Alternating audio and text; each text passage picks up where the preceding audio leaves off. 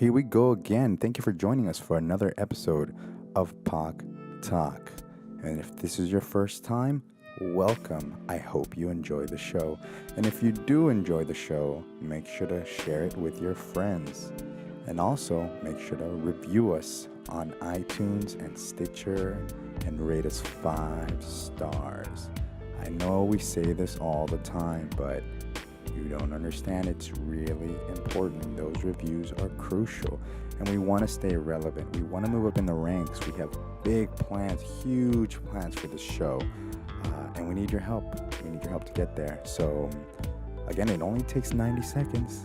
So head on over to iTunes and just do us a favor. We'd really appreciate it. I do want to apologize because I know this episode dropped a little bit late this week, and we're making a lot of changes here at Pog Talk, so there's a lot of moving parts, a lot of kinks that need to be worked out, a lot of details, and we're working those out. We're trying to crank these episodes out in the future. We're going to try to crank these episodes out on time, but we just got a lot of stuff going on, but we're trying our best, and everybody's got their own lives, their own stuff going on, so it's hard. So bear with us. We got a new space. And we got a new sound engineer. Shout out to Naldo. You may have heard him. He was on Courtney's episode. He's going to be jumping in and out of the mic. But if you don't hear from him, he's still putting in work. He's still cutting the episodes. So shout out to Naldo. Thanks, Naldo. You are the shit. This is the first time that we're recording video, too. So yeah, it's going to be really interesting. I come from a video and film background myself, but I've never done something like this. So it's going to be really interesting to see how this progresses. We don't even know if we're going to release it yet. And if we do, we don't know where it's going to go. And we don't know when it's going to go out. So I would say follow us on Facebook and Instagram and Twitter and just on all our channels if you haven't already done so that we can keep you posted and let you know when that goes up, and so just so that you can keep in touch and you can follow us and see what we have planned and see all the cool stuff that we're going to be bringing you in the future. We had something a little different planned for this week, but after last week's announcement that President Obama's executive order DACA, and that stands for Deferred Action for Childhood Arrivals, was rescinded, we thought it was appropriate and even necessary for us to talk about this and for us to learn a little bit more about how this announcement is going to affect folks. And if you're like me and you're not too well informed, you're definitely going to learn a lot from this episode and from our guest. This week we got a chance to speak to Melodyk Klingenfuss, and she works for CHIRLA. CHIRLA stands for the Coalition of Humane Immigrant Rights, and she is their California Dream Network statewide youth organizer, and she's a devoted advocate for human and immigration rights. The interesting thing is that she is herself a DACA recipient, so she's personally going to be affected by this government move. And she's been working non-stop since last week, like hustling. She's trying to, because there's a lot of emails, a lot of phone calls. People are, scattered. People don't know what to do. People are panicking. And so she's been working really hard, and she's been organizing meetings and rallies, etc. So she's been non-stop. And her story is really powerful, man. This girl, she graduated from college. She completed her undergrad in 2 years and went on and did her master's in 1 year, and she's been killing it. She's been killing the game, man. And it really, our conversation really opened my eyes and, in a sense, made me count my blessings because, there are people around us who are working hard and they're doing everything they got to do. They're doing everything right. Just trying to better themselves and their situation and maybe their family situation, and then the rug just gets pulled out from under their feet, and it's not fair. It's really not if you're a humble person and you're just putting in the work and doing what you got to do. So there's a lot of people like that, a lot of people that you went to school with, and maybe they didn't know up until you were gonna they were seniors, they're going to graduate from high school, like they're told they're applying to college, and all of a sudden they're told, hey, you're not like everyone else. Your situation is different. You know, it doesn't matter with all your track record and everything that you've been doing. And we need to learn about these stories. I think we have a responsibility as not only people of color, even if you're not a person of color, like you have a responsibility as a human being to learn about these people and to help them out and use your privilege to help other people out. And I do want to thank Melody for coming on our show and giving us the time and allowing us to share her story on our platform. You're an inspiration to us all, man. And I mean, she gets out of work. She gets up every morning, goes to work, and her job is literally to help people. And she shared with us what we can do to help. So if you have any questions, or if you know anybody that needs assistance, needs advice, reach out to Melody. She provided her information at the end of the show. We'll also plug it on our website and on our social channels. So if you need her assistance, reach out to her. She'd be more than willing to help. But anyway, yeah. So without further ado, this is Melody, and this is episode 9 of Pod Talk. How's your weekend, guys? Pretty good. Yeah? Yeah. What have you guys been up to? How's Labor Day? I was in Arizona. Oh, you went back? Yeah. Nice. Went home. What have you been up to? I got sick over the weekend and I couldn't go to a protest, but You've had an interesting week, huh? Yeah, it's been back to back. How's that been? Since Tuesday? It was pretty crazy. People warned me about burning out, really quickly. What was the first thing you did? That announcement came out and so we had been preparing for a week before. We did an action every day before September 5th, before Trump before Sessions made the decision on DACA public. So we had been at it every single day of the week before, protesting from 8 a.m. to about 11 p.m., telling people that you need to come out, right, to defend the program. It was like we were crying wolf, like no one believed us. So it was really, really intense. And, I love to talk more about it so people can become aware. Where were you? When the announcement was made? Were you guys at work? Yeah. You guys all watching? Yeah. You guys knew it was happening? Yeah, we saw it was coming. We understood what that moment meant for Sessions, who has opposed basically every single immigration reform before that. And so for him to have that moment to, quote unquote, kill the dreams of so many people who have DACA, it was like a triumph for him. And at the same time, for us, it was a wake-up call for our communities to have a plan. Have you been in the office the whole time? Yeah. I was there the whole time, and but I didn't have time to grieve or anything, because they just threw me into the press conference, me coming out as a face for undocumented youth, and I didn't have a time to really process it till at 11 p.m. that day. So it was just thrown into the action. So let's back up a little bit and tell us a little bit about you and what you do and how you got to this point. Yeah, I can start with my story of self. Please. Please. So my name is Melody, and I was born in Guatemala. I was born in a capital city to a teenage mom, and she, was having a lot of struggle to raise me. So she decided to come to Los Angeles with my grandma, so they can send money back so that I could be fed. You were there? Yeah, so I stayed back, and then they left me with my grandpa, but soon afterwards he died. So then I became an orphan, and it was very difficult because it was a really small town. It's not even on Google Maps. All the streets are dirt. And what's the town? San Cristobal Frontera, Jutiapa. My mom's from Jutiapa. Yeah, so it's right in the frontier with. Okay, how far is that from Sitio Las Flores? Because that's where my mom's from. It's kind of close. Okay. It's the same department. Oh, so okay. it's kind of like a state. So it's the same state. So Las Flores is basically it's like a village on going up a mountain to the border of El Salvador. Yeah, so I grew up in the frontier with El Salvador. Okay, so that's where. Yeah, super close. Yeah. So we would just jump from country to country, Yeah. really. And then I knew every Tuesday at 7 p.m. I had to be there to call my mom. I still remember the phone number that I had to dial because we didn't have the international phones in Guatemala. So I remember I would take myself as a 4-year-old, 5-year-old, like to the other country, and then dial my mom and talk to her. On a payphone? Yeah. On Oh, a payphone. wow. Yeah, I still remember the number was. Yeah, I could seriously memorize it in my head. I know it in Spanish. When was? How long were you there? Yeah, so yourself? I was there till I was 9 years old when I was brought to the U.S. And it was just, they told me, you're going to go meet your mom. And it was like a huge culture shock because we didn't even I never even seen the beach.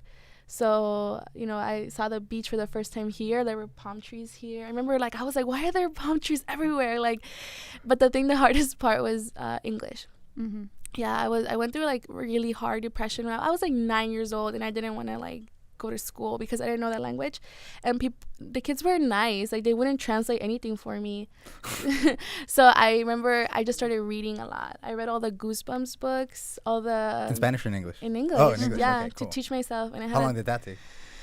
I learned English in 6 months because I would read and I would translate and then read and then write and then translate again. And then I read The Great Gatsby when I was 10 because I saw the book cover was of a pretty lady and I wanted to know what it said. And so I just pushed myself to teach myself the language. It was You very read The Great difficult. Gatsby in when you were 10? Yeah, I didn't understand a lot of it, but I liked it because they were more it's a smaller book and I would translate it. So that really helped me to learn the language. And my mom was working, full time, so she barely had any time to teach me, and nobody was going to help me out. So I had to take it upon myself. And afterwards, I just got honors in all the education levels, middle school, high school. Just killing it. But it was very difficult when high school came around, and this is a story where a lot of my story merges in with a lot of undocumented students. How many undocumented? Is there a lot of undocumented kids? Did you see a lot of it? Oh no. Well, okay. Or were you like one out of? Yeah. Well, nationally, 65,000 undocumented students graduate high school every year. So 65,000. Most of us don't find out we're undocumented till we're 17. Literally, maybe 8-9 months. When you're going for a driver's license, when you are trying to get a paper trail going, trying to account, apply for documentation. Oh yeah. Wait, do you need one to get a bank account? What? Do you need a social or anything? So yeah, so things like that. What do you what would you besides a license and It's so funny, right? Because it's one of the things you don't notice when you have it, right? Yeah. Like me, I don't know what I use my social for and what I don't. I just know that it's there, and that's such a different experience. Yeah. So undocumented folks do not have a social security, but I can talk about it more when we get into DACA, because once you do have DACA, you do get some of those benefits. Mm-hmm. Okay. Mm-hmm. So. But did you have a lot of kids that were? No, no. I didn't know any other undocumented students. So I felt very alone. And when I was 17 and I was applying to college, I was like, what do you mean I don't have the same rights as everybody else? If I got my whole education here. And I'm sure you knew other undocumented students you didn't know you did. Of course. We don't come out, quote unquote, of the shadows because, first off, the counselors, we didn't understand that we cannot go through the same process to apply for college, so we don't qualify for a waiver. People don't understand that our reality completely shifts because we cannot travel. We come to understand that I cannot go to another state. They have a lot of high school programs where you travel and you do a lot of politician programs, right? But we couldn't do that. I couldn't do that. And then you really start thinking is going to higher education going to pay off if I cannot work, if I cannot get a car, if I cannot get a license? And so that's when DACA came around and changed everything. DACA was signed into life by President Obama in 2012. June 15, 2012. Applications started coming in August 15, 2012. I was 18 at the time, but I didn't get DACA till 2015 because my country, Guatemala, complicated the whole process. Long story. But most everybody got their DACA in 2012. There were blocks of people lining up to get DACA. And what were the requirements at the time? So, for those of you who, are not familiar with DACA, stands for the Deferred Action for Childhood Arrivals. DACA is an executive order, which means that it's very fragile, which means that even if Obama woke up the next day when he was president, he could have ended the program within 15 minutes, and administratively, he could have done that. So the program was basically an opportunity for people who came in, one, before the age of 16. So if you came into the U.S. the day after you turn 16, you don't qualify to actually have some sort of status here. A second requirement was to have a clean record. So you go through like the whole fingerprint with USCIS. I mean, you have to have like impeccable, like even a ticket or anything like that could have been some reason for them to say no to you. Number 3, you need to pay a $495 fee that's asked for every 2 years. So the permit was good for 2 years. Some folks have permits for 3 years because there was like a messed up in the system, but let's talk about the 2-year one. And then you have to have education here, so like your GED, your high school diploma, and then you have to prove that you were here when Obama made the announcement on June 15, 2012, which if you went to school was easy to say. You also need to have proven that you had continuous residence here. So those are the main requirements. And then once you receive DACA, the benefits that you receive are, 1, you get your social security number, which you can use for working, for like opening bank accounts, applying to scholarships, like housing applications, anything like that. But most importantly, it was like the work permit, right? You get your work permit, you get your license, you get just some sort of quote unquote protection from deportation. So that was like one of the biggest benefits that we got. However, because it was an executive order, because it was a deferred action, it wasn't a law. And so it was always fragile from the beginning. And more than 800,000 people, including myself, have DACA. And they come from all different backgrounds. Like, this isn't like a Latino issue. It's not like, people need to understand that I mean, the third largest group who has DACA are Koreans. So the undocumented folks who apply for DACA come from all over the world. Okay. So I think it's important to go over a little bit, like, what it means when we're saying like an executive order is like more fragile, right? I think that's something people don't really understand. So in our Constitution, the way our government is set up, right, we have a executive branch, judicial, and a legislative branch, and they're each functioned with different tasks, right? The legislative branch passes laws and get written into law and legislature. The judicial branch does checks and balances and makes sure that everybody stays within the rule of law. And executive, the branch kind of, does all drives the ship, I guess I would say, like determines the direction that a lot of policy and relations with other nations and treaties and things like that go.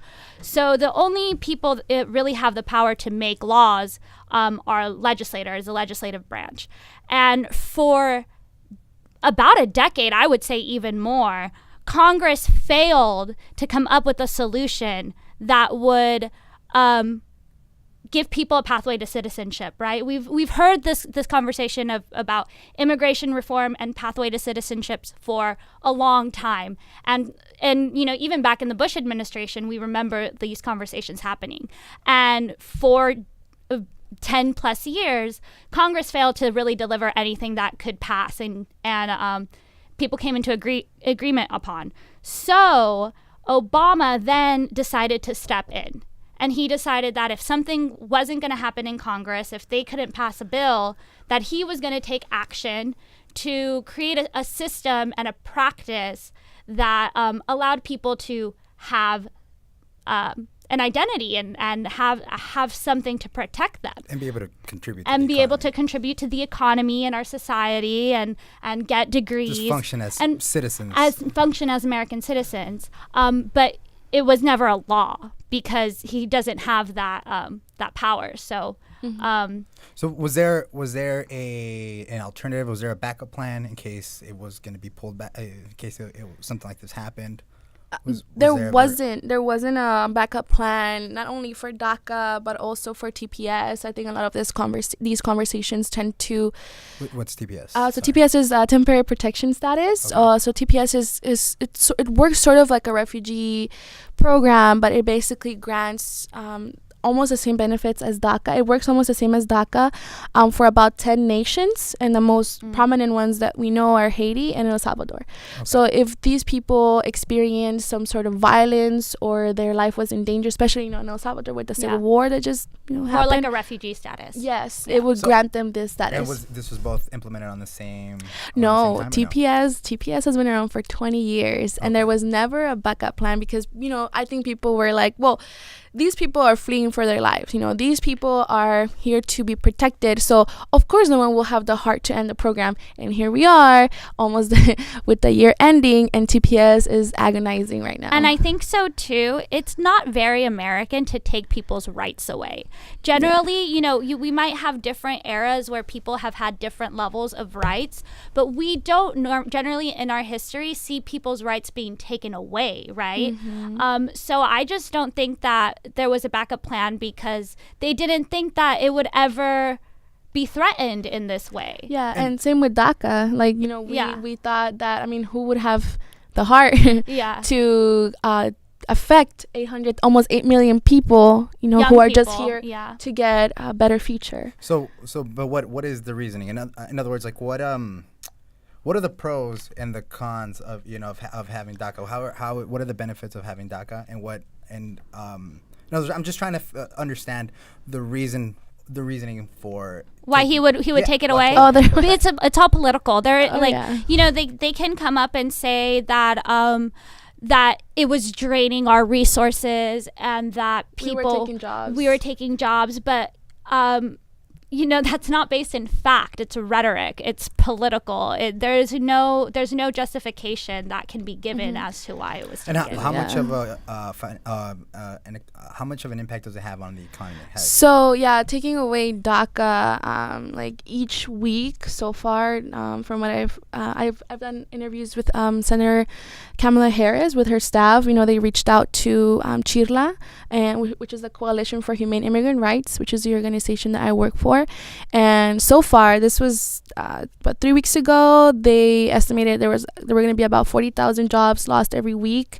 Millions of dollars lost, not only because jobs will no longer be there for people because they could not work, but also that $495 fee, it's not coming in anymore. But I think more than that, and it's awesome to talk about the financial impacts, and obviously they're transparent and they're clear, but I think the undocumented community is also tired of just being a number, because this is like our actual life here in the US. I have a master's degree from the top 4 university in the nation, and if DACA, University of Southern California, USC, but fight on. But even if I had that, right? Even if I have that, what is going to happen to my community once DACA ends? The other reason that they try to end DACA was, in their basis, it was because DACA was unconstitutional. So there were 10 states led by Texas State Attorney General that basically told this administration, okay, you have until September 5th to rescind the program because it's unconstitutional. And if you don't do it, then we're going to move forward with the lawsuit. And then the Department of Justice then gets a saying to say, okay, we'll defend the program or not. The Department of Justice is headed by Sessions, so obviously he wasn't going to defend the program. So that's why they came out last Tuesday, September 5th, which was a deadline given to them to just rescind the program by March 5th, 2018. So it's like, we call it a sunset end to it. So it wasn't immediate, right? It wasn't like, okay, your DACA is completely expired, no more anything, no more any benefit from DACA that you received. They said that we have until March 5th, 2018, which also gives us a lot of time, 6 months, to make a lot of change happen and actually have a permanent solution. Yeah.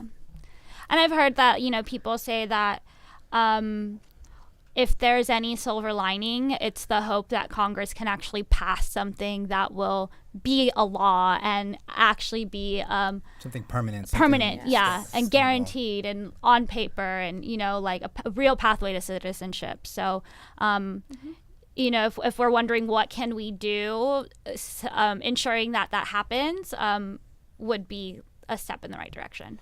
Can you talk a little bit about what Chirla is? Yes, so... And how you got involved. Yes, I would love to do that. While I was going through school, I was talking, I was 17, I found that I was undocumented. It was a bat to the face, that I didn't have the same rights as others. And yeah, I froze for a second, but then I was like, no, then what can I do about this? So I started researching and understanding what California had, to offer for me, because I knew that we were a progressive state compared to other states. And so I started looking into all these laws, and I came upon this bill called AB 540. And AB 540 was signed into life in 2002 by Governor Davis, and it was a monumental step in the right direction. So AB 540 gave in-state tuition to undocumented students, which made sense because we were here, all our lives, and then when we got to college, they were trying to charge us out-of-state tuition because we didn't have citizenship. Right. But it didn't make sense because we had a higher education here for California. Anyways, long story short, AB 540. You came up LAUSD, right? Yeah, I grew up all over. Yeah, every school I went to was LAUSD. Okay. So and this was a reality of so many students. A California resident. Yeah, I mean, basically, we're Americans just without the legal piece of paper. Right. And the law allowed me to pay, afford Cal State LA. So I could have gone anywhere. I had the grades to go anywhere. I had a 4.0. I was. But you couldn't. It didn't matter how clean your academic resume is. You don't have access to things like the Pell Grant and federal loans. Exactly. And things like that. Exactly. And this was, and then we can also talk about the California Dream Act, which didn't kick in until 2013. I graduated 2012, but I knew that if I invoked AB 540, that I could at least still afford Cal State, right? I had to, quote unquote, settle for that. And it was really difficult. It was like a mental battle because all my friends were like, what schools did you apply to? Or, oh, I'm moving in, it's moving day. And for me, it was like, and they expected me to say I was going to Berkeley or USC or UCLA. You did well in school, right? Yeah, I had a 4.0. Yeah, I took 6 AP classes. I was involved in ROTC for years. I had 0 period for 4 years. I was at school at 6 a.m. every day. I mean, I did everything, that everybody else did. Everything that everybody tells you to do, right? Yeah, everything course. Everybody says, get your education. It doesn't matter what people can take from you. They can't take that away. Yeah. There's a lot of things that we identify with the American dream, and for a lot of us, getting our education is definitely one of them, you know? Yeah, of course. And to come to the realization that, people were quote unquote living my dream was very difficult. So I was 18, coming to terms with this reality, applying to school, and I couldn't work at a quote unquote good job. I had to work at a really, really low wage job. I worked from 9 to 7 in the alleys in downtown LA for $45.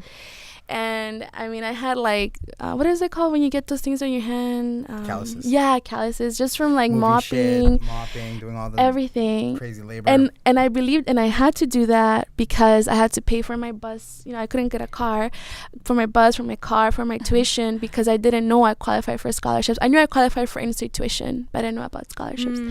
And my high school counselor, they didn't know what undocumented was, and I didn't know how to come out. How does the school handle that?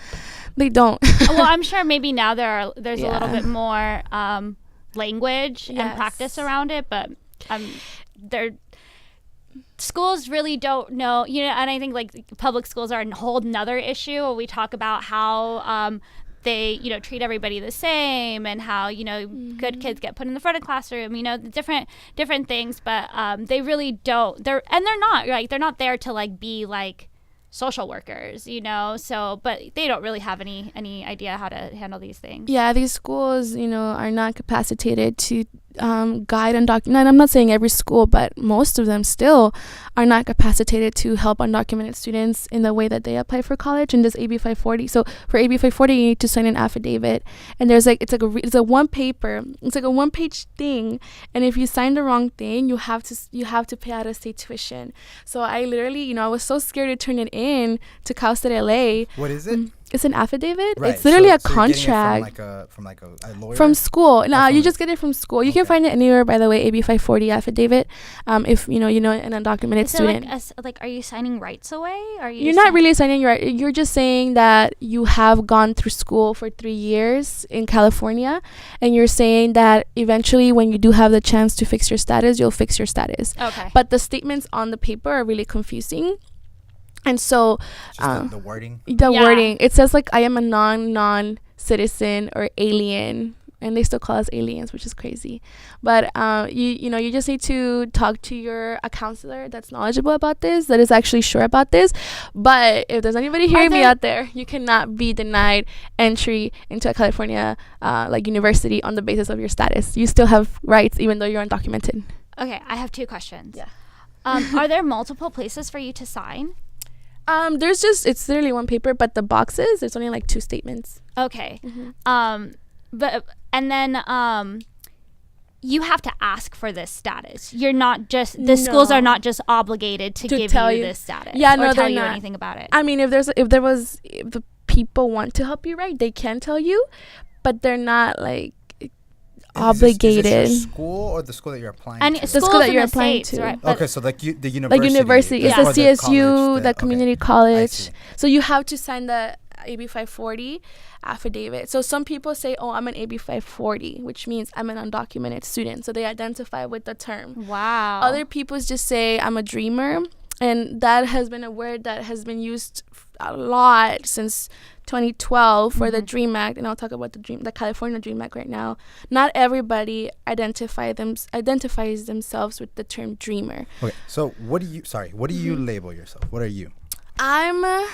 I do identify myself with the word dreamer, but now that I'm working with Chirla, I identify myself more with the word organizer, and I'll talk about what the work that we do too. Okay. Some people don't like the word dreamer because they feel like it's just an illusion, and it also leaves a lot of students or a lot of people who don't go to school out of the loop, who are still undocumented but didn't go to higher education.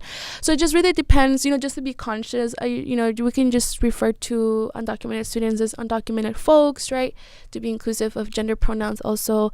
But if the person identifies himself as a dreamer, you're more than welcome to, But it leaves out a significant portion of people who came here as children. So they could be in the workforce. In the workforce. They're contributing they didn't to go to college. right. Exactly. So or they didn't go into the military. Exactly. Because that's something too that we don't talk about as much, is that a lot of people who got their DACA status taken away are people who enrolled in the military. Yeah. And have served tours. They were also it was also said that if you applied for DACA and came out of the shadows and you went into the service, that you would be given protection. So What funding did you get for school? So the California Dream Act kicked in. It was passed 2012. It didn't kick in until 2013. And the California Dream Act is a law in California that allows undocumented students to get in-state tuition. So we cannot apply for FAFSA, Pell Grants, but we can get. Is AB 540 the California Dream Act? No, they're different. Okay. So you see, they're independent from each other. Okay. But you see, it's like a whole other I'm universe. Yeah. So but people they do come in hand in hand. But like the Dream Act and AB 440 are both California. they're in California. Cool. So California Dream Act in-state tuition, California Dream Act in-state financial aid. Oh, okay. AB 540 in-state tuition. Okay. Right? But they go hand in hand, because if you qualify for AB 540, which is in-state tuition, you most likely qualify for the California Dream Act in-state financial aid.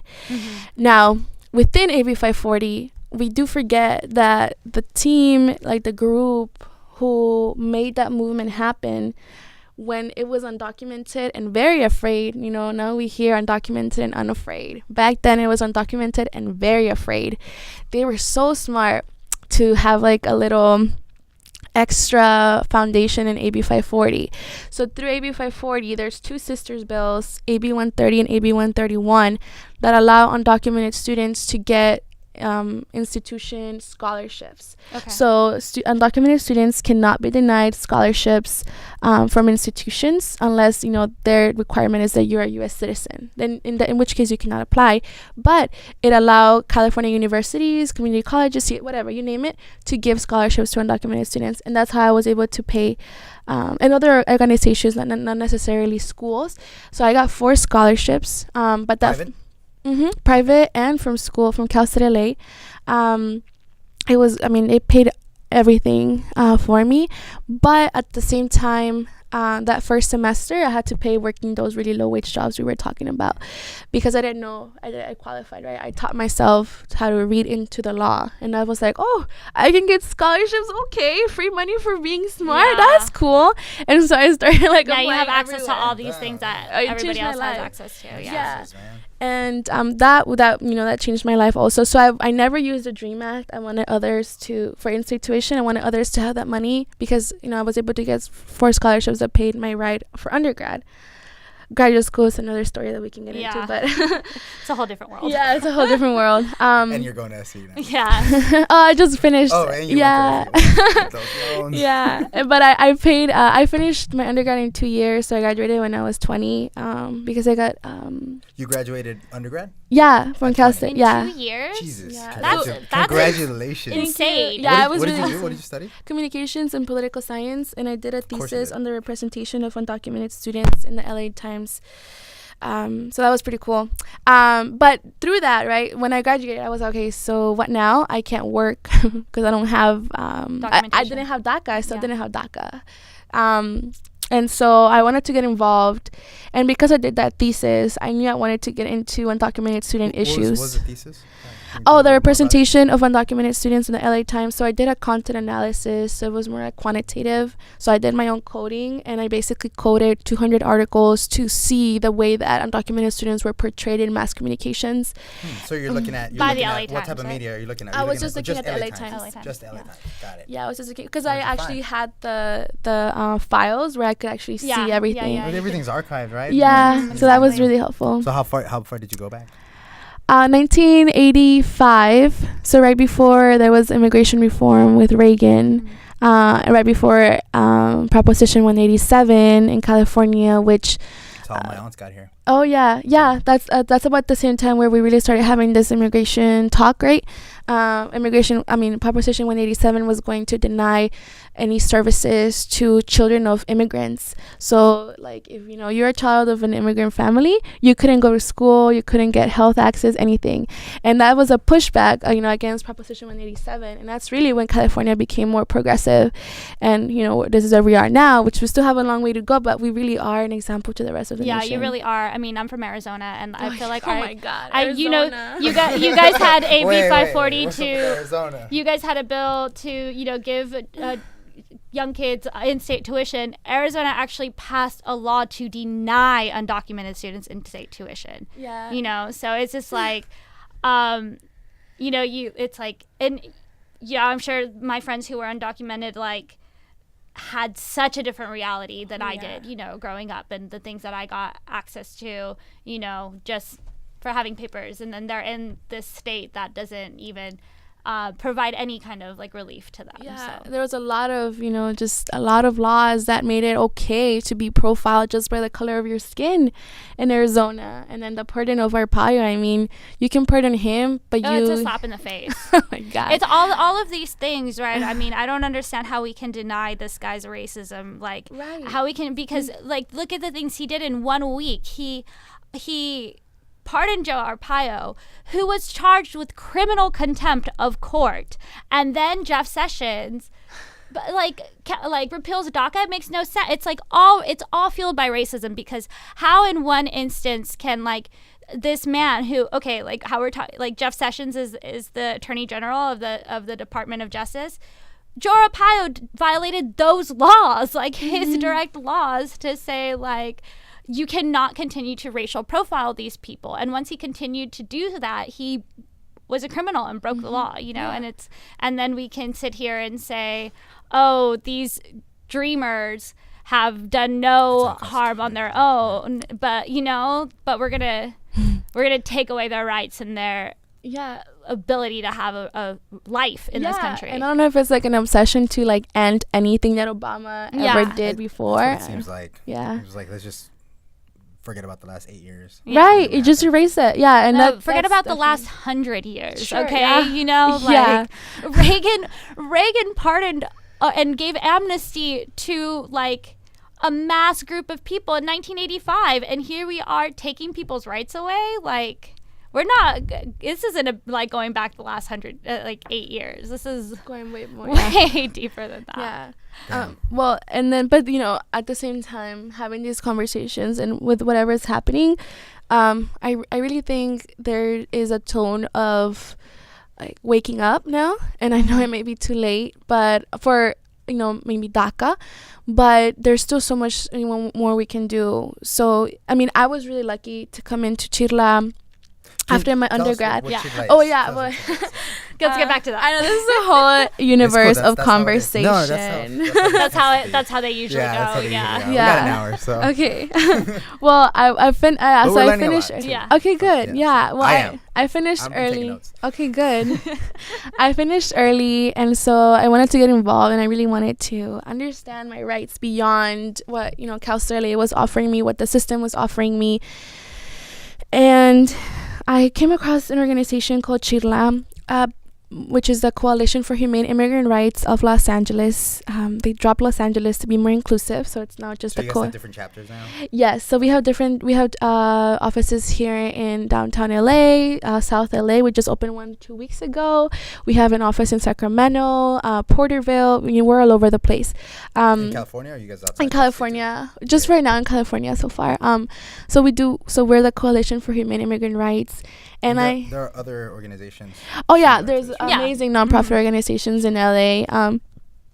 We have been spearheading the movement for immigrant rights since '86. So we were created in '86 as a coalition of, you know, people who were coming together to really rise up for immigrant rights. And we have evolved, you know, so much since then. But our mission has always been to create a society inclusive and just for immigrants.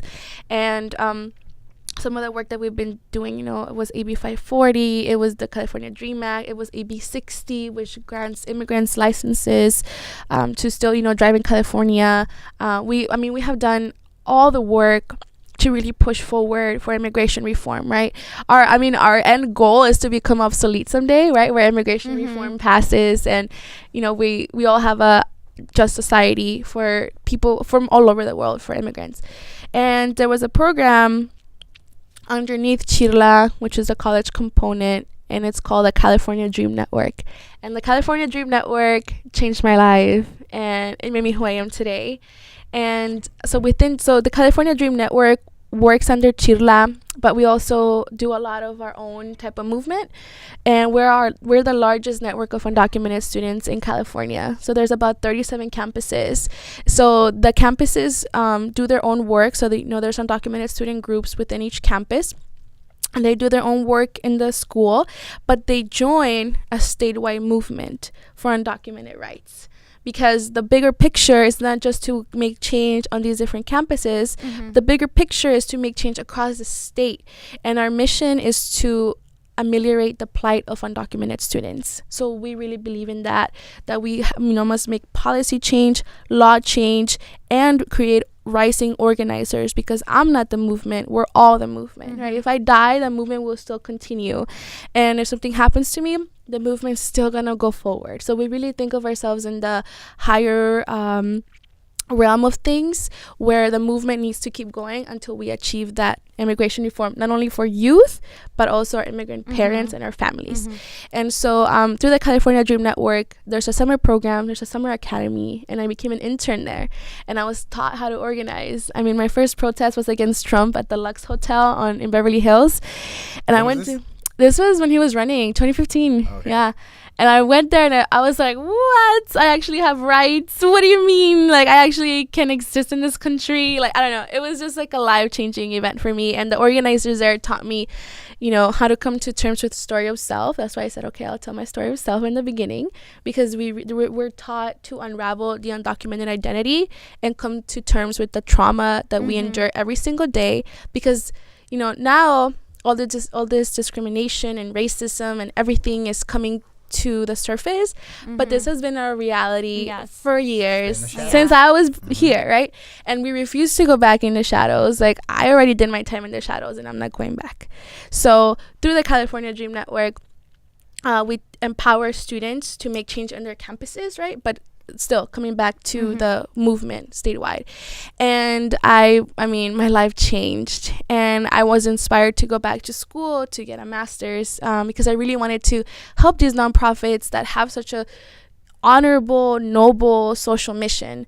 And I got accepted to USC. USC was asking for 5 years of experience in the nonprofit sector, and all I had was 8 weeks, which was through the California Dream Network. But I knew that's what I wanted to do for the rest of my life, and so I applied, and I was like, I only have 8 weeks of experience, but this is what I want to do for the rest of my life. And thank God I was accepted, and so I finished in May. How long was your program? It was a year. Okay. It was an What did you study? Sorry. Master of Nonprofit Leadership and Management. So I graduated when I was 22, and so it was really it was crazy. There was only 6 of us so it's the acronym is MNLM, so mouthful. And I just graduated in May, and I was offered the position of statewide organizer for the California Dream Network. And to me, it was just the biggest gift that I have ever held in my hands. Yes. Yeah, do put in the work. But let's what does that title mean? What is this? So statewide organizer. Wow. So I really have to be the face for undocumented students in the fight that we're going through right now with DACA, and with this administration, really. So through the California Dream Network, my job is to keep creating leaders that are going to keep being self-sustainable for the next 3 years, because this has only been about 7 months of this administration. It feels like 1,000 years, and you can already see the burnout rate of these different, youth, right? Of people that have become so disillusioned with this election. So my job is to really breathe life into the new upcoming organizers so that we can keep going for the long, because we're long distance runners.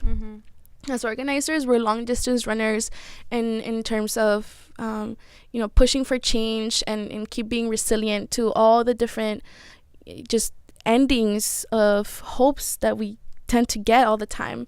And so I'm still figuring out what being organized. Yeah, for real. Yes, gotta become bulletproof. I'm still figuring out what it means for me to be the face of such a huge movement. But I just started working in June at Chirla through the California Dream Network, and so far I've grown so much, and I've come to become even stronger, because I don't have the opportunity to say okay, no, I'm not gonna come into work today because I don't feel good because all this horrible stuff is happening around us.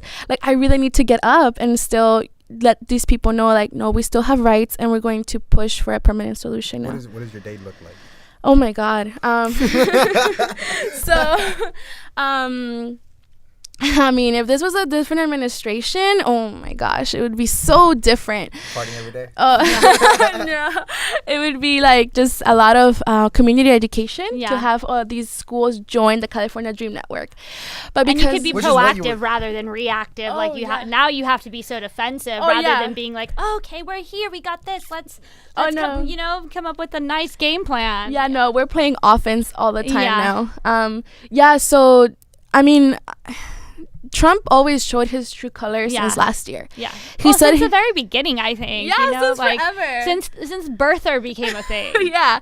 Well, since he said that he was going to end DACA. Yeah. Our battle should have started the moment he said that.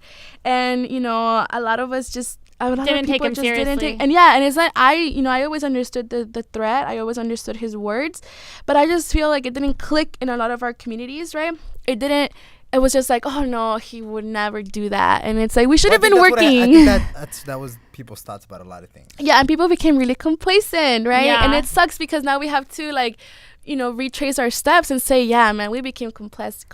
We should have been working. Okay, there was literally a time where we didn't think that this was possible. You know what I mean? Where this is the farthest thing from reality. Yeah, I agree. And I think there were like a lot of it was just, it's crazy to feel like there was a normal life before this. Yeah. Oh man. Gotta stay off Facebook, man. Yeah. So now a lot of the work that we should have started, is backlogging that work and like, catching up to what we have to do now. So a day for me, I mean, it starts like at 5 a.m. with a lot of interviews. A lot of the media wants to talk to me as the face of the movement, right, of the network. They're always trying to, do a lot of yellow journalism, like, how fearful are you of what's going to happen? It's like, we're not fearful. And even if we were fearful, they just want to, like, they want to have like a quote unquote dreamer on the they want to have a certain narrative, right? Yeah, on the front page news, like, dreamers fear for their life as DACA ends. Like, I'm sure. And they quote you. What is it called when they like fear tacting, right? Yeah, it's not true. It's not true. And even if there was fear in our community, like, that's something that we deal with personally in our close circles with people who understand us, right? It's not for us to be clickbait and have a soft story like out in the front news. And that's why we really train the people who come in the California Dream Network to talk to the media, right? Where we have to be strong. If we're gonna cry, we're gonna do it off camera. And we really train them to be super thick on their skin, to know what the media is trying to ask for them. And it's not like it's the media is bad or anything, but it's just that we also need to stand our ground you need to be aware. You need to know there's always an agenda. And I think it's empowering for everybody to know how to tell their story, like you said, and to also know how to talk about the issues, right? Like you can't really change anybody's mind and have like a productive conversation if you are not comfortable with the words that you're saying. So it's very, very important to allow people to like stand up for themselves and like know what they're talking about. Yeah, and that's one of the jobs that I have as an organizer, to teach them how to do that, because we are going to be in the eye of the media, since Chirla is really prominent. What outlets have reached out to you? Oh, I mean everybody. You guys get calls every day? Yeah. And which ones do you reject and which ones do you if they seem like the media, if they seem like genuinely interested in like actually telling our stories with the way that we want to tell them, which is empowering people, like not sugarcoating it, like talking about the lawsuit that was brought together by these 10 state attorney generals, but also telling people that we're not fearful, that we're here to help you, we're here to empower you, we're here to teach you your rights. We will be open to that. But if we see that they're just trying to have like a fear rhetoric behind it, like we really don't want to have that. And at the same time, we understand, we respect people who do want to talk about their stories and people who don't. So we really try to work with individuals to prepare them and be ready for the media. So that's how my day starts, because they have to do their stories in the morning. But later on, I usually have a lot of events where I'm teaching people their rights, and I do it through my interns. So I had 18 interns this summer with the California Dream Network. So it was our summer academy, and it was amazing because it was my first time leading the program, and I was worried. I was just thinking like, okay, if I invest all this time in them and then, they get a lot of experience, but they don't come back to help us, like, I have failed as an organizer. And it was great. I mean, they're still coming back. I was able to, I was able to inject in them like the passion that I have, the mission of the California Dream Network. I was able to show them that we really need to rise up right now. And I was able to have them see the vision, like this paradise that I'm talking about, even though it's so grim sometimes right now with this administration. And so they're going to make change in their campus, but still come back to the network. So a lot of my time is invested in putting time and effort and energy into these people who want to learn more about their rights. And they're both undocumented and U.S. citizens. We call them allies. So they're both undocumented and allies. And then a lot of it also is just a lot of planning. Like everything that we do, we just had a protest last Tuesday. We had about 5,000 people in downtown. That was led by Chirla. There was another protest on Sunday. It was another group. We were there to support. But last Tuesday's protest, right after the announcement was made on DACA, I mean, it was overwhelming. It was 5,000 people showing up to defend DACA. We did a caravan on August 15 also, where we knocked on different Republicans' doors and, asked for their support. None of them opened the door. McCarthy, Knight, and Valadeo. But we did the caravan. So it's a lot of movement, and it's a lot of planning for these movements. And people need to understand that all these movements are planned, that it's okay to come out and protest. Like, we have the right to do that. And, you're not going to get arrested. Like, if you're planning a civil disobedience where you get arrested, that's different, but that's also planned. But most of these protests are just protests, rallies in support of these programs. And at Chirla, on the California Dream Network, we give you all the tools beforehand. So you know what we're doing in the protest. You know the point of being there. And this Thursday, we're actually having a protest at Beverly Hills, at the Beverly Hilton Hotel, because Mike Pence and his Republican friends are coming to fundraise money in our backyard. Ooh. So, yeah, so we're doing that work with this... with Chirla and other organizations, the Chirla Action Fund, which is the advocacy arm of Chirla.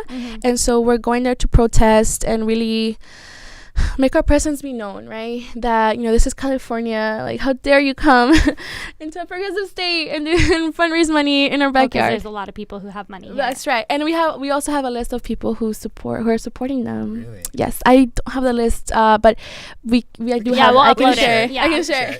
We'll put it on our note. Yeah, know who We got to you. not give your money Right, to. exactly. So so it's a lot of planning for Thursday, right? So for these protests, and for example, when Rosa Parks didn't stand up, like, that was all planned. Like, they had like thousands of flyers ready to go because it was a point in time where that was their just explosion of movement, right? To bring people out, to agitate people. And so we do a lot of planning with Chirla as an organizing team to make change for these next 6 months. Before DACA ends officially, we were pushing very, very hard for the DREAM Act, which is the federal DREAM Act, not to be confused with the California DREAM Act. The federal DREAM Act is basically like DACA 2.0, DACA on steroids, like whatever, you name it. It would eventually grant a path to citizenship to more people than who qualified for DACA. So a lot of folks didn't qualify for DACA because they may have missed the mark by like 6 months of coming in or so. But the federal DREAM Act would allow way more people to qualify, and it would eventually grant citizenship. After about 13 years, so I'll probably be like 30 something. But it's a step in the right direction because it's bipartisan. And it's a permanent solution. Is this something that has already been drafted, or is this an idea that exists right now? It has been drafted. Okay. There have been different versions before. Yeah. This is a brand new version, but the rhetoric around this one is that we don't want to be bargaining chips. So we don't want the bill to be loaded with criminalization, with enforcement. Infrastructure for the wall. Yes. How do you That's a prevent big that? thing. How do you prevent that? It's just the look over it? conversation. Yeah, it's just the Yeah. conversation that Sure. we're gonna have to keep having moving forward. Like, how far are we willing to go? As the bill changes and is edited. But as of right now, as it stands right now, it's clean, and we really want to keep pushing for the clean bill. It's about putting pressure on Congress, on these different Republicans who are up for election next year. It's about getting up and getting involved. So if you want to get involved, you can visit Chirla, chirla.org, CHIRLA.org, to get more involved with a lot of the movements that we're going to have, a lot of the pressure on these different politicians that we're going to be having for the next 6 months. And because now it's all about coming together, right? Now we have a quote unquote common enemy. All these nonprofits, all these organizations, like, everybody should just work together and push for that permanent solution. At the same time, we really don't want to forget the 11 million undocumented immigrants in the country. So we really need to be pushing for a permanent solution for them. For all of them. A comprehensive immigration reform. A lot of the talk has focused on youth, and it's not just us. It's not just youth and students. Exactly. And, it's about 11 million people. And only 800,000 of them were under DACA. Yeah. So, that's over 10 million people that still didn't even really have a solution, even with DACA in place. But they don't have a paper trail, right? That is No, they didn't self-register like the people that did DACA did. These are people. Because that's the fear, right? Is that there's a paper trail now. Now you have for now DACA they know where students. you are, right? For Yeah. DACA students. Yeah, and that's another thing that we have to keep pushing for, to protect the information that was given in good faith to this administration. I mean, how horrible would it look if the promises that were made to get DACA are just completely turned We around? just want to know where you live so that we can Right. come get you in 2 years. Exactly. 3 years, whatever, And yeah. and then so people whose permit expires after March 5th, 2018 cannot renew. So they cannot renew. If your permit expires before March 5th, 2018, you have from now by October 5th to send in your renewal. They already have your information, right? So it's just about renewing it. But we Can you do that highly online? Is that something you can do no, online? no. You have to come You in have to- person. You have to go into an person. office, right? Yes, you have to come in Okay. person with someone who is accredited. This is a government office. I'm assuming, You can come to Chile you is can- doing the applications for free for people who Oh, cannot okay. afford the $495 fee. There's a lot of fundraising going on right now for DACA renewals. To put it into perspective, $10,000 covers 5 DACA renewals. So there's only 5 DACA renewals. So there's a lot of need for people to keep To coming. donate, To keep coming to get their permits, to get their DACA renewed.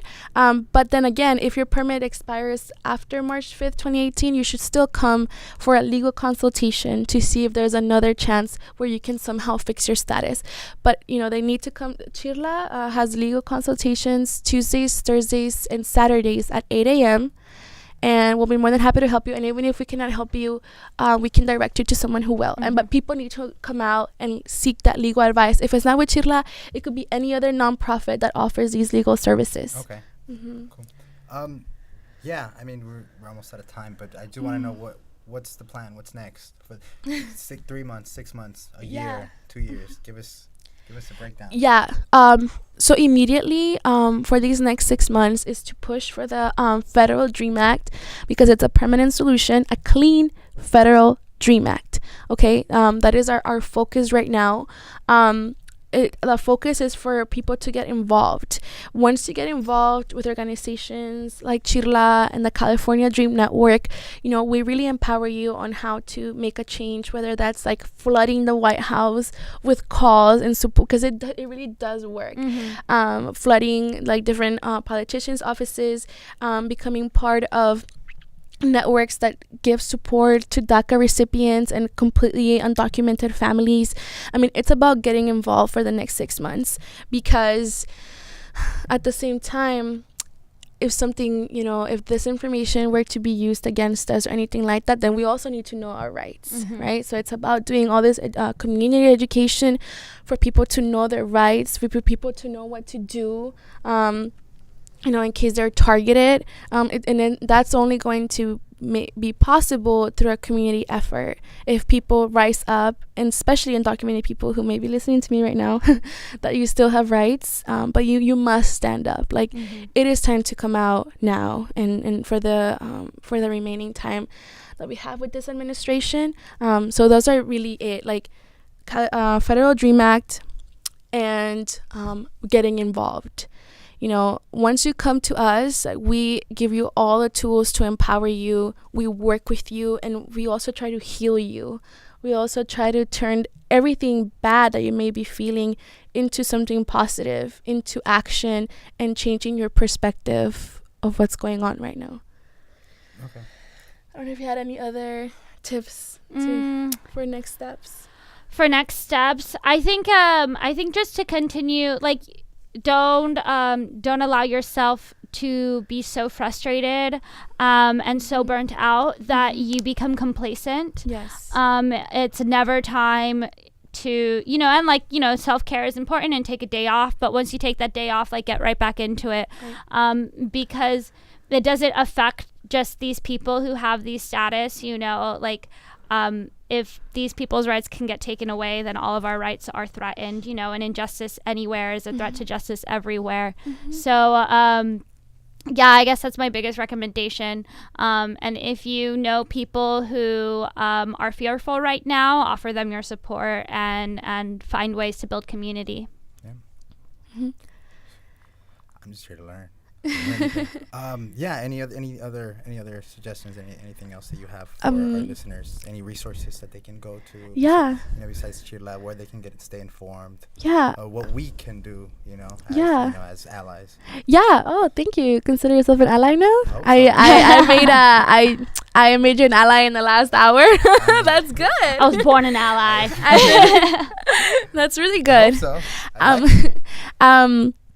So Chirla does have a Facebook, Chirla USA, and the California Dream Network has a Facebook too, CA Dream Network. If you can give us a like, that would be awesome, so you can stay up to date with all the different protests that we're having, all the different movements that we're having. Chirla.org is our website. There are other organizations, the National Immigration Law Center, NILC. They have a lot of resources for frequently asked questions. So NILC.org, I believe, or .com, but NILC. They have the most up-to-date type of resources where people can print them out and still, use them for their communities. There's other organizations like Carecen, the Central American Resource Center. They need a lot of help with TPS. They focus, because it's a Central American issue, the TPS, temporary protection status. It's about getting involved with them as well. Any nonprofit really that works to put forward the struggle of the immigrant community needs a lot of help. So anywhere that you can research, please go out and support for the next 6 months and even after that, right? But push really hard, because right now we're in a momentum where we're reacting to what happened with DACA. Keep it going. Like we must keep going. We must keep having these conversations. Anything that you learn from tonight's show, keep having these conversations with our parents, with our brother, sister, you name it, right? You need to have these conversations going. And then lastly, just support each other, become educated in the issues that are going on around us. This is a very long fight, and it's just going to become stronger, and it's just going to be way more important for us to keep coming out. And if I can offer my help, I would love to give a hug to everybody that's listening to me. Any events? Well, we have the protest. Maybe. Oh yeah, well, okay. You can meet me at Chirla 9 to 5 any day. And we have the protest on Thursday, Beverly Hills, at the Beverly Hilton at 5 p.m. Is there anything happening for Independence Day? There's a Central American parade. I'll be there. Is there going to be any movement there? Oh, not that we have planned so far. It may be that the day before we plan something. What's it called? It's just a Central American parade. Independence Day, September 15 is Friday, so I'm sure it'll happen like Saturday for the parade. I'll be there just because I'm Central American and I want to celebrate, and I also want to, have a good day amidst this entire crazy world going on right now. But moving forward also, we will have a lot of forums, educational forums. Okay. And those can be found on Facebook, Chirla USA, because it's important for people to keep coming out to these forums and get the latest information. We also have community education forums the third Wednesday of every month at Chirla. You can get that information online as well, where we update any folk that that come in with what's going on this administration. So it's just about having the will to keep getting informed, having the will to continue looking for organizations that need your help, and just showing up. Okay. And any way to contact you? Yes. You can email me Melodyk at chirla.org. So that's MELODYK at chirla.org. And I'll be more than happy to give you any information. And you can also call us 213-353-1333, 213-353-1333 to get the latest information of how you can help us or any other organization that works with our same mission. You scared? Scared? Are you? Of what? Of anything? No. No, I'm not scared. I was scared, when I first found out I was undocumented, but that's no longer my reality.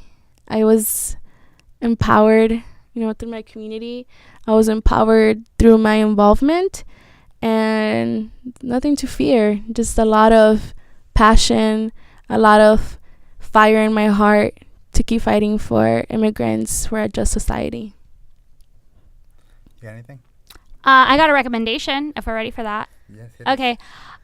So if you have a itch to go see a movie this weekend, I really would recommend everyone go see Dolores. It's a new documentary film about Dolores Huerta, who, if you don't know who she is, you need to reevaluate your life. But she's one of the co-founders and leaders of the United Farm Workers Movement. She's a community organizer, does a lot of the work that Melody has been talking about today, about going out into the community and getting people to know how to know their rights and how to protest and be active. So I think it's a great inspiration for everybody, and I also think it's very important for everyone to see this film. I was trying to look up what theater it's at, but you can find out where it's playing near you at doloresthemovie.com.